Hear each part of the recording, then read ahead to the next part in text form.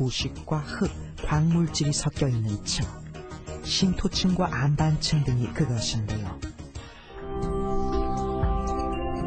명지대학교 생명과학부의 서주원 교수. 서 교수가 숲을 만나는 첫 번째 방법은 후각입니다. 그는 흙내음을 내는 지오스민이란 물질을 통해 흙 속 미생물인 방선균을 찾고 있습니다. 흙냄새도 많이 나고 건강한 흙 한 줌. 여기에 약 60억의 생명체가 존재하는 셈이죠. 2006년 말 흙 속에서 식물질을 발견하기도 한 서 교수 팀은 새로운 항균 신약 연구 개발을 진행 중에 있습니다. 현재 우리가 자연에서 얻고 있는 항생제나 항암제의 약 60~70%는 바로 이 흙 속 방성균에서 얻어진 것들입니다. 그만큼 흙은 숲의 생존은 물론 인간에게도 절대적인 요소인 동시에 생명의 보고입니다. 숲을 보면은 보이는 세계와 보이지 않는 세계가 있습니다. 많은 사람들은 보이지 않는 세계를 생각하지 않는데 우리 이렇게 흙을 보듯이 이 속에 많은 미생물들과 또 곤충들 그리고 생명들이 이 속에 살아가고 있고 이 생명들이 이 흙에서 이렇게 나뭇잎이 떨어지고 하는 것들을 자연으로 분해시켜서 되돌려 보내고 이 흙의 생명력을 회복시키는 그와 같은 일들을 하고 있는 겁니다.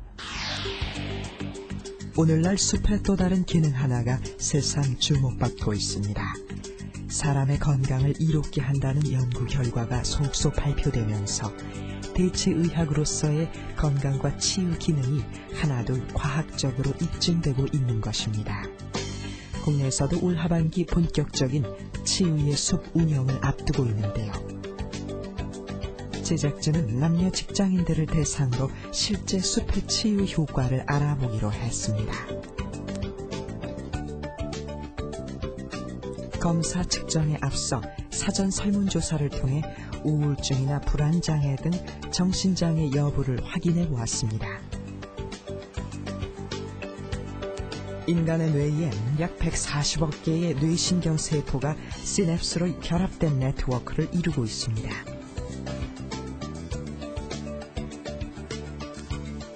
1차 뇌파 검사.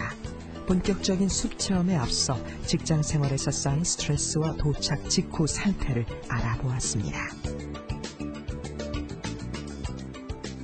일상생활에서 사람들이 안정을 취하거나 아니면 편안한 상태가 됐을 때 우리 뇌에서 많이 나오는 알파파의 양과 또는 우리가 스트레스를 받고 어떤 각성 상태, 긴장 상태에 있을 때 많이 나오는 베타파라는 것을 측정을 해서 과연 우리가 숲에서 우리가 안정을 취할 수 있는, 다 알고 있는 것처럼 안정을 취할 수 있는, 취할 때 나오는 그런 알파파라는 것들이 직접 실제로 얼마큼 나오는가에 대해서 오늘 실험을 해보았습니다. 이번엔 피실험자들에게 제작진이 사전에 준비한 두 가지 영상을 각각 1분씩 번갈아 보여줬습니다. 첫 번째 영상은 교통체증이 극심한 도심, 두 번째 영상은 깊은 숲속 휴양림으로 시각과 청각을 동시에 자극해 보았습니다.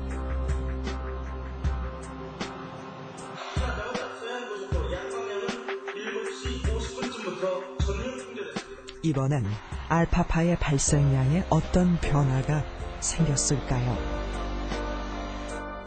단순히 영상을 보는 것만으로도 알파파 증가를 가져올 수 있을까요? 도시에서 많은 스트레스를 받고 그리고 또 숲의 화면을 보았을 때 우리가 심리적인 안정을 나타내는 걸 알 수 있었습니다. 그 예로 그 알파파의 증가 양을 볼 수가 있었는데 도시의 화면을 보았을 때는 알파파 양이 감소를 하고 다시 숲의 화면을 보았을 때는 반대적으로 알파파의 양이 증가하는 모습을 볼 수 있었습니다. 그렇기 때문에 우리가 숲의 그림을 보는 것처럼 숲의 화면을 보는 것만 해도 우리가 심리적인 안정을 찾을 수 있는 결과를 얻을 수 있다고 생각합니다. 그렇다면 실제 삼림욕을 즐긴다면 어떨까요? 우리는 남성에 비해 뇌파의 반응이 두드러진 여성 직장인들과 함께 숲을 거닐어 본 후 재측정해보기로 했습니다. 이때 숲 체험은 단순한 삼림욕에 그치는 것이 아니라 보고, 듣고, 냄새를 맡고, 맛을 보고, 촉감을 느껴보는 등 가급적 오감을 총동원한 자극을 주는 것입니다. 이 과정에서 대상자들은 숲에서의 체험이 낯설긴 해도 별다른 거부감을 보이지 않았습니다. 이렇게 꽂히기는 생강나무. 근데 이 냄새가 생강과 비슷하다. 여기엔 평온, 휴식, 자유로움과 쾌적함 등 숲이 연상시키는 이미지도 무관하지 않아 보입니다. 나무와 풀, 물이 어우러진 숲이 뿜어내는 테르펜과 음료, 자연 광선 등 다양한 물질들이 이미 숲으로의 건강 여행을 선사한 셈이니까요. 물소리가 처음에는 굉장히 심하게 들렸고 크게 들렸거든요. 그런데 산에 깊숙이 들어가면 들어갈수록 또 제가 산에서 이렇게 다닐수록 물소리가 점점 작아지는 걸 느꼈고 물소리가 때로는 안 들린다는 생각도 들었어요. 이게 생각해보니까 이게 마치 제가 도시에서 있었던 그런 저의 근심 걱정이 씻겨 내려간 듯한, 그래서 소리가 안 들리는 듯한 그런 감정을 갖게 돼서 굉장히 저는 인상적인 그런 경험이었습니다. 아까 생강나무 먹었고요. 그다음에 빗물 먹었고요. 그다음에 나뭇잎 만졌고, 그다음에 흙 냄새 맡았고요. 맨발로 냇물 느껴보고, 예, 선호하는 거 같아요. 저희 집에 오는 것처럼. 그런 거 느끼고. 예, 재밌고.